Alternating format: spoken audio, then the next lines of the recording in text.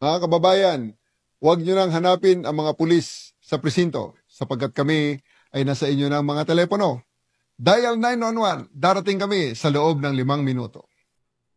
Lilingkod sa bawat Pilipino at magbibigay ng tamang impormasyon para sa tahimik at maayos na Pilipinas. Police News Network, alagad ng batas, tagapagtaguyod ng balitang pulis, sandigan ng mamamayan, patnubay ng katotohanan.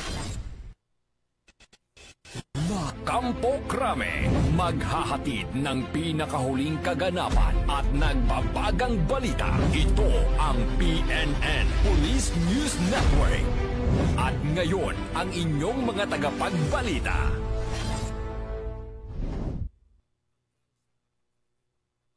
Mga kababayan, huwag nyo nang hanapin ang mga pulis sa presinto sapagkat kami ay nasa inyo ng mga telepono.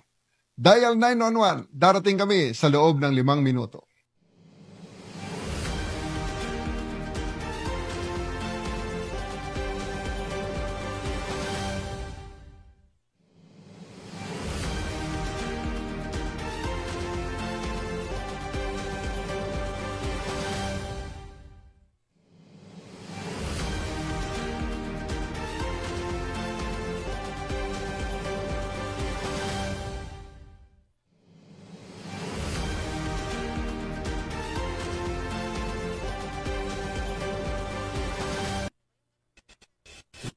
Kampo Krame, maghahatid ng pinakahuling kaganapan at nagbabagang balita. Ito ang PNN Police News Network.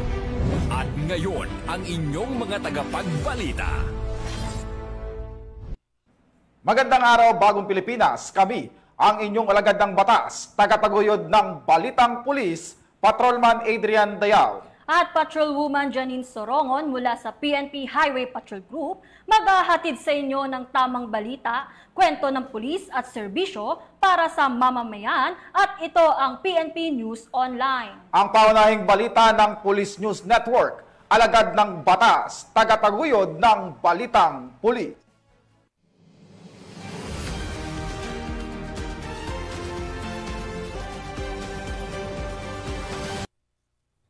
Ang mga balitang dapat nyong abangan. Top 3 most wanted person naharap sa patong-patong na kaso sa San Fabian, Pangasinan. Suspect arestado sa kasong homicide sa Bulacan.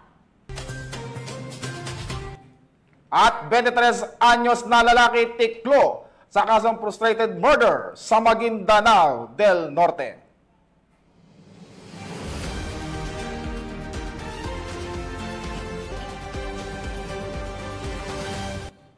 Narito ang mga balitang hatid ng ating PNN correspondents mula sa iba't ibang panig ng bansa.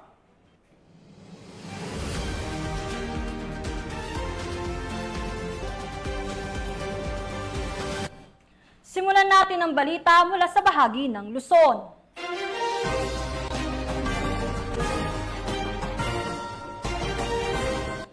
Umapaw sa kasiyahan ang hatid na gift-giving activity at feeding program ng mga tauhan ng Regional Highway Patrol Unit 9 sa tulong at suporta ng mga miyembro ng Regional Advisory Group para sa 200 mga batang benepisyaryo na ginanap sa Barangay Mercedes, Zamboanga City. Ang aktibidad ay nagpatibay ng tiwala at magandang relasyon sa pagitan ng mga tauhan ng Regional Highway Patrol Unit 9 at ng mga residente ng Barangay Mercedes, Zamboanga City dahil dito mas nagiging bukas ang komunidad sa pakikipagtulungan sa kapulisan para sa kapayapaan at kaayusan. Patrolman Mark Roland Feliciano para sa balita. Nag-umapaw ang biyaya at pasasalamat sa isinagawang gift-giving at feeding program ng mga tauhan ng Regional Highway Patrol Unit 9 na pinangunahan mismo ng kanilang officer in charge na si Police Lieutenant Colonel Norlito A. Mata sa tulong at suporta ng mga miyembro ng Regional Advisory Group Regional Highway Patrol Unit 9 na ginanap sa Ascuna Gymnasium sa Barangay Mercedes, Zamboanga City nitong nakarang araw. Umabot sa 200 mga bata ang napasaya ng ating mga kapulisan sa hatid nitong mga school supplies na magagamit sa kanilang pag-aaral. Damang-dama ang saya sa programang hatid ng PNP sa ating mga kababayan at mas naging masaya pa na magbigay ng dance performance ang mga bata na ikinatuwa naman ng mga nagsipagdalo.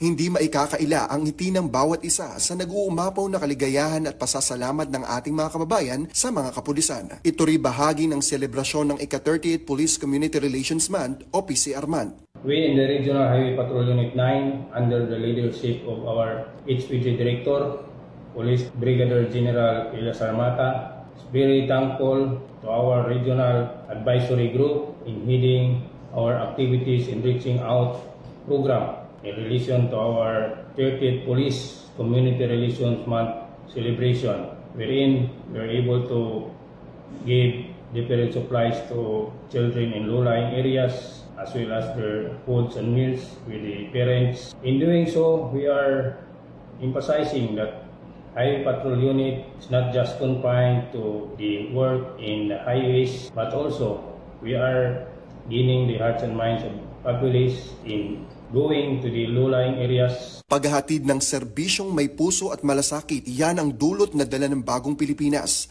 Ang pagtibayin ang magandang relasyon ng kapulisan at komunidad. Kami ang Highway Patrol Group, ang kakampi nyo sa kalsada na patuloy na magbibigay ng serbisyong HPG. Dahil dito sa ating bagong Pilipinas, ang gusto ng pulis, ligtas ka. At sa iba pang balitang serbisyong HPG, tumutok lamang sa aming YouTube channel at Facebook page na Police News Network. Mula sa tanggapan ng kakampi nyo sa kalsada, ako po si Patrolman Marco Roland Feliciano para sa Police News Network.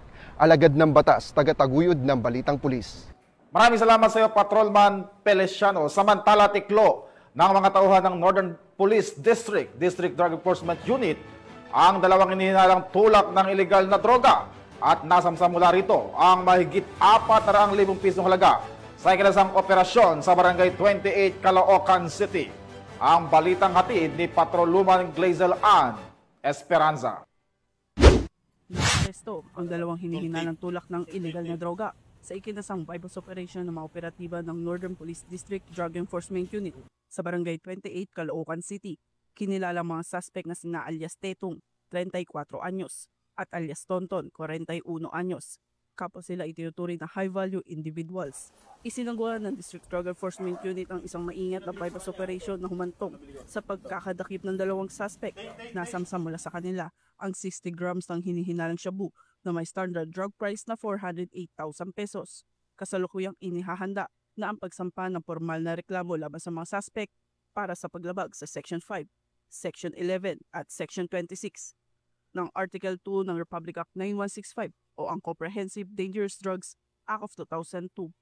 Mula rito sa Northern Police District, ako po ang inyong PNN correspondent, Patrolwoman Glazel Ann Esperanza, alagad ng batas, tagataguyod ng balitang pulis. Maraming salamat, Patrolwoman Glazel Ann Esperanza. Napasakamay na ng mga operatiba ng Bulacan 1st Provincial Mobile Force Company ang tinaguriang Top 1 Municipal Most Wanted Person dahil sa kasong homicide matapos ang sinagawang operasyon sa Kalumpit, Bulacan. Narito ang report ni Patrolwoman Pearl Crystalline Javier. Estado ng mga tauhan ng Bulacan 1st Provincial Mobile Force Company ang tinaguriang Top 1 Municipal Most Wanted Person ng Pandi sa kasong homicide sa Barangay Chaong, Kalumpit, Bulacan nito lamang ika-8 ng Hulyo taong kasalukuyan. Kinilala ni Police Lieutenant Colonel Jerome J. Sunga Ragonton, Force Commander ng Bulacan 1st PMFC, ang akusado na si alias Michael, 42 anyos, isang pintor at residente ng Barangay Gatbuka, Kalumpit, Bulacan. Dakong alas 4 ng hapon nang ihain ng pinagsanib na puwersa ng tracker team ng 1st Platoon Bulacan PMFC na pinamunuan ni Police Captain Mark Henry S.J. Gonzales, Giginto Municipal Police Station at 301st MC RMFB ang warrant of arrest na inisyu ni Honorable Golda Pablo Salamat, Presiding Judge Regional Trial Court Branch 78 Malolos City, Bulacan na may 120,000 pesos na inirekomendang piyansa. Kasalukuyang nasa kustodiya ng otoridad ang suspect para sa tamang dokumentasyon at wastong disposisyon. Patuloy na isinasagawa ng Bulacan PNP sa pamumuno ni Police Colonel Angel Garciliano, Acting Provincial Director ng Bulacan Police Provincial Office, ang serye ng mga operasyon bilang bahagi ng pinaigting na kampanya laban sa lahat ng anyo ng kriminalidad upang mapanatili ang kapayapaan, kaayusan at kaligtasan ng bawat mamamayan sa kanilang nasasakupan. Mula dito sa Bulacan Police Provincial Office, ako ang inyong PNN correspondent, Patrolwoman Pearl Cristalline Javier, alagad ng batas, taga-taguyod ng Balitang Pulis. Maraming salamat sa iyo, Patrolwoman Javier. Nadiskubre at sinunod ng mga operatiba ng Police Regional Office Cordillera ang humigit kumulang 200,000 pisong halaga ng marijuana sa ikinasang marijuana eradication sa sitio Agay-ay, Bacon, Benguet. Patrolwoman Mayra Beran sa ulat. At mas kinaigting na kampanya ng Police Regional Office Cordillera laban sa illegal na droga na diskubre at sinunog ang humigit kumulang 200,000 pesos na halaga ng marijuana plants sa sitio Agay-ay, Cayapa, Bacon, Benguet nito lamang ka-7 ng Hulyo taong kasalukuyan. Naging matagumpay ang operasyon sa pinagsanib na puwersa mula Bacon Municipal Police Station, katuwang ang Provincial Drug Enforcement Unit at Provincial Intelligence Unit, Benguet PPO, Philippine Drug Enforcement Agency, Cordillera at iba pang unit ng kapulisan.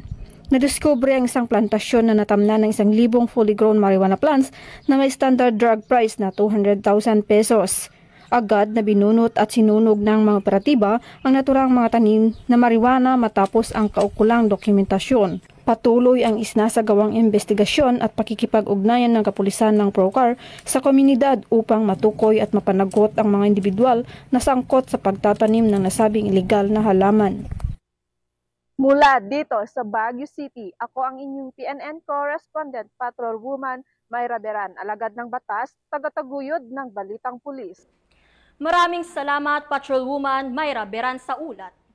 Timbog sa isinagawang joint operation ng mga tauhan ng San Fabian Police Station at 104th Maneuver Company Regional Mobile Force Battalion 1 ang isang online seller na tinaguriang top 3 most wanted person dahil sa patong-patong nitong kaso sa San Fabian, Pangasinan. Ang balitang hatid ni Police Corporal Mark Anthony Pico. Ng mga operatiba ng San Fabian Police Station kasama ang 104th Maneuver Company ng RMFB-1 ang isang 34 na taong gulang na babae sa Barangay Lungos Central, San Fabian, Pangasinan noong July 8, 2025. Kinilala ang naaresto na si alias Vina, may asawa, isang online seller at residente ng nasabing barangay. Siya ay naaresto sa bisa ng warrant of arrest na inilabas ni Honorable Emma M. Torrio, Presiding Judge ng Regional Trial Court Branch 41, Dagupan City, noong July 11, 2025. Si alias Vina ay nahaharap sa dalawang magkahiwalay na kaso. Ang paglabag sa Section 3 ng Republic Act 11765 o Financial Products and Services Consumer Protection Act, kaugnay ng Section 11 ng parehong batas sa ilalim ng Criminal Case Number 2025-0469-D na may inirekomendang piyansa na nagkakahalaga ng 210,000 pesos. Pangalawa, ang estafa sa ilalim ng Article 315B ng Revised Penal Code na isinabatas sa bisa ng RA 10952 at may kaugnayan sa Cybercrime Law na RA 10175 sa ilalim ng Criminal Case Number 2025-0462-D at 2025-0470-D na may tig 30,000 pesos na piyansa bawat kaso. Sa ngayon, nasa kustodiya na ng San Fabian Police Station ang suspect para sa karampatang dokumentasyon at paghahanda sa pagpresenta sa kanya sa korte. Patuloy ang paalala ng mga kapulisan na maging mapagmatsyag at mapanuri para hindi maging biktima ng anumang krimen, lalo na online. Mula dito sa Ilocos Region, Ako ang inyong PNN correspondent, Police Corporal Mark Anthony Pico, alagad ng batas, tagataguyod ng Balitang Pulis. Maraming salamat, Police Corporal Pico.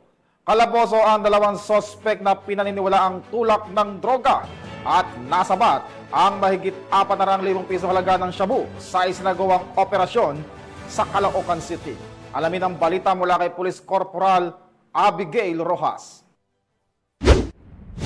Kalaboso ang dalawang hinihinalang tulak ng iligal na droga ng mga operatiba ng Northern Police District, District Drug Enforcement Unit o NPD-DDEU sa isang buy-bust operation sa Barangay 28, Caloocan City, dakong alas 4 pasado ng madaling araw. Kinilala ng pulisya ang mga nadakip na suspect na sina alias Tetong, 34 na anyos, residente ng Tondo, Manila at Tonton, 41 anyos, isang tricycle driver mula sa Maypaho, Caloocan City. Sila ay kapwa itinuturing na high-value individuals. Nasamsam sa lugar ng operasyon ang humigit kumulang 60 gramo ng hinihinalang shabu na may tinatayang standard drug price na 408,000 pesos. Mahaharap ang mga suspect sa kasong paglabag sa Section 5, 11 at 26 ng Republic Act 9165 o ang Comprehensive Dangerous Drugs Act of 2002. Mula dito sa Metro Manila, ako po ang inyong PNN correspondent, Police Corporal Abigail Rojas, alagad ng batas, tagataguyod ng Balitang Pulis. Maraming salamat sa Police Corporal Rojas. Tunghayan naman natin ang mga balita mula sa Visayas.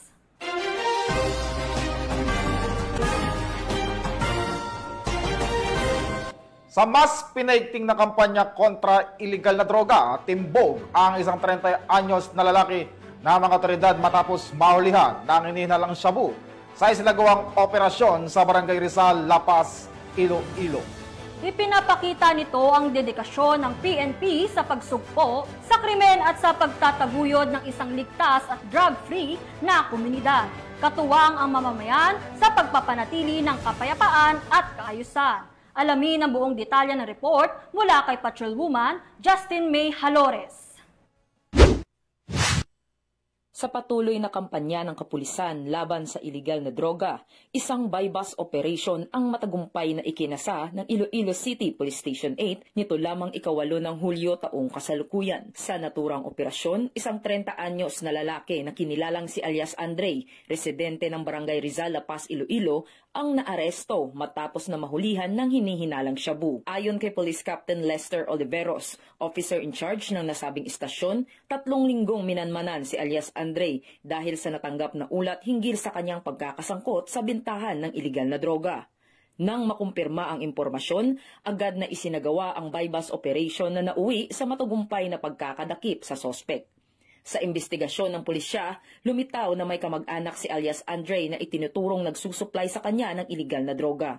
Dagdag pa rito, ginamit umano ni alias Andre ang ilang menor de edad upang i-deliver ang mga iligal na droga sa kanyang mga parokyano.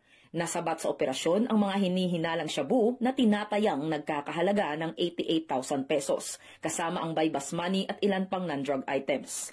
Kasalukuyang nasa kustodiya na ng pulisya ang sospek para sa kaukulang dokumentasyon at pagsampa ng mga kasong kriminal laban sa kanya. Ang matagumpay na operasyon ay patunay ng masigasig na pagsisikap ng Philippine National Police na supilin ang pagkalat ng iligal na droga sa lungsod at panatilihin ang kapayapaan at kaayusan sa komunidad. Mula rito sa Police Regional Office 6, ako ang inyong PNN Correspondent Patrolwoman Justin May Halores. Alagad ng batas, tagataguyod ng Balitang Pulis. Maraming salamat sa iyo, Patrolwoman Halores. Bilang bahagi ng pagdiriwang ng Police Community Relations Month, nakiisa sa matagumpay na turnover ceremony ang mga tauhan ng Tagbilaran City Police Station na pabahay project na layuning makapagbigay ng maayos at ligtas na tahanan para sa mga kapuspalad na residente ng Barangay Tip-Tip, Tagbilaran City, Bohol. Narito ang magandang balitang hatid ni Patrolwoman Nikia Cañedo. Na isinagawa ng Tagbilaran City Police Station ang turnover ceremony pabahay project nito lamang 8 ng Hulyo taong kasalukuyan sa Barangay Tip-Tip, Tagbilaran City, Bohol. Bilang bahagi ng pagdiriwang ng Police Community Relations Month 2025.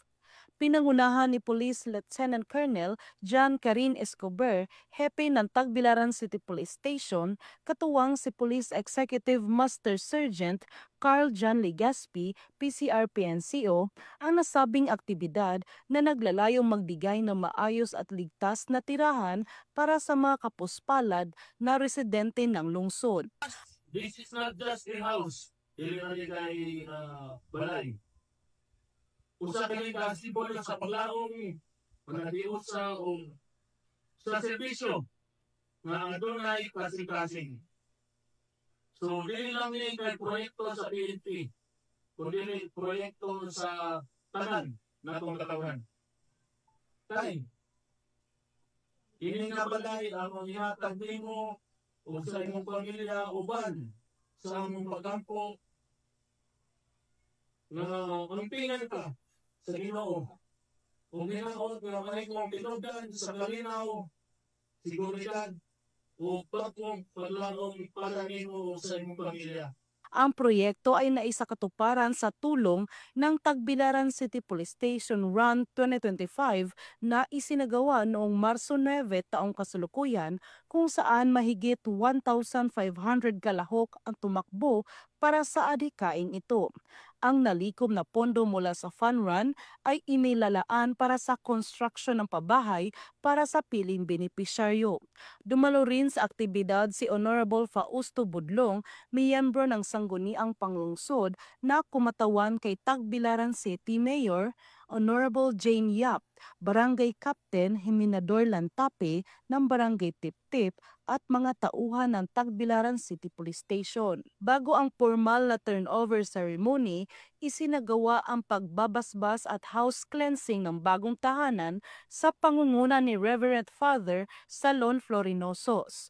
Nabigyan ng bagong tahanan si Verisimo Curayag, isang senior citizen na may kapansanan at walang asawa at anak na matagal nang naninirahan sa isang sirang bahay sa Barangay Tiptip.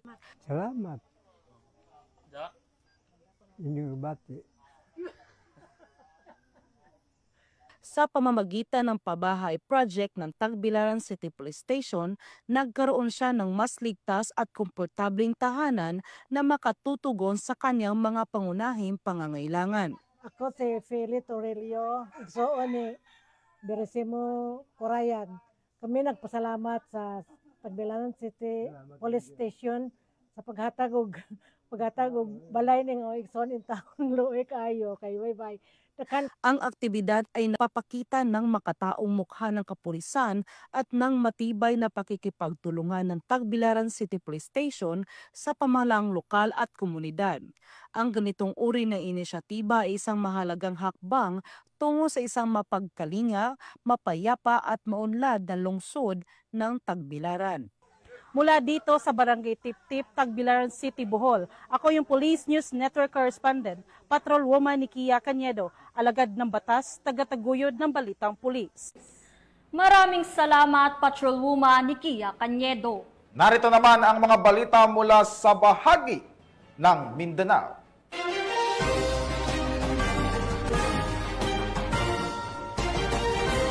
Huli ng mga otoridad ang dalawang suspect sa bisa ng warrant of arrest na kabilang sa mga most wanted person ng lungsod dahil sa kaso nitong may kinalaman sa illegal na droga sa Davao Oriental.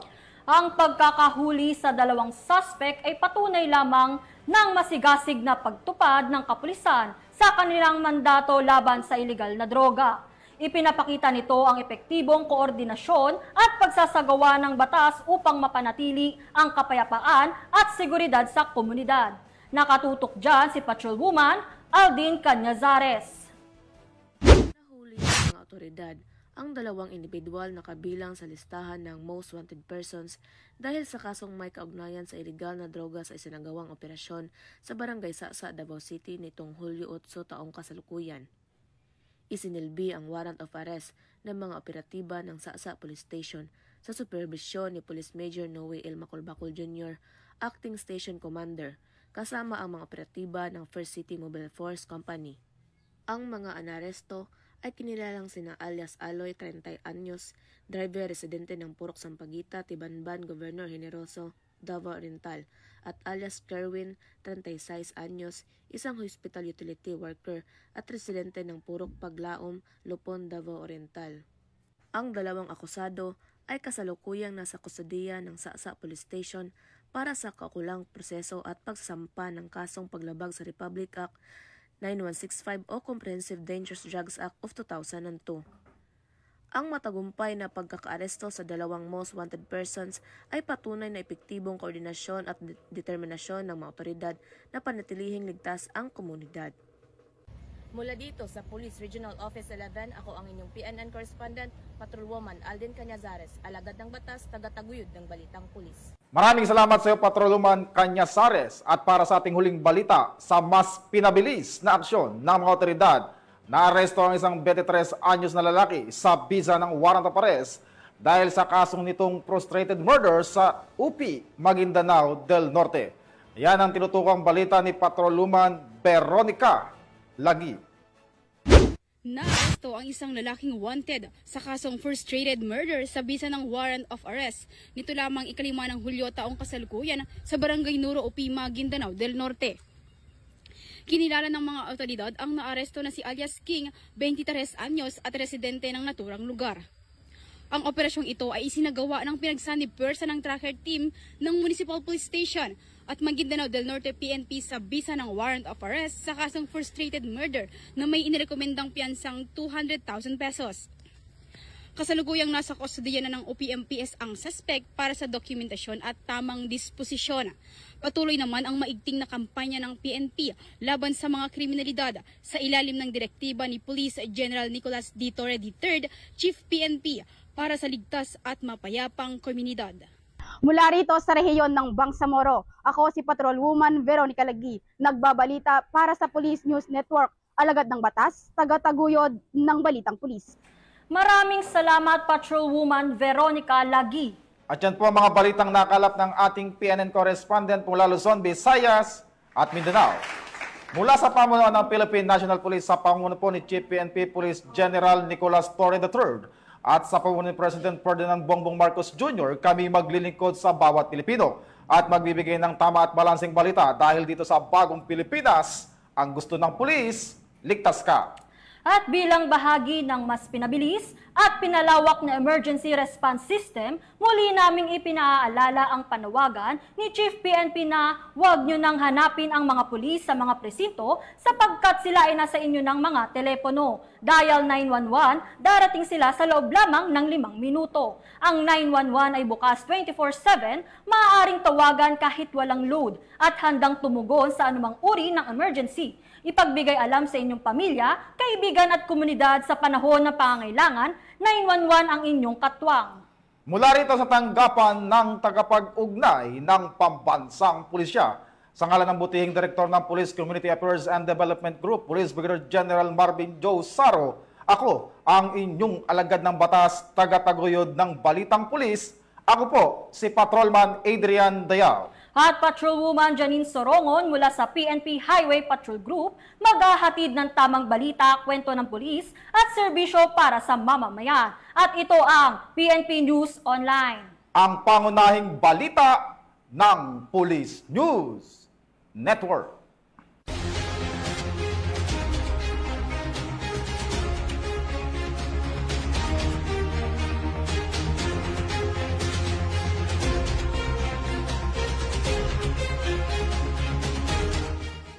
Police News Network, alagad ng batas, tagapagtaguyod ng balitang pulis.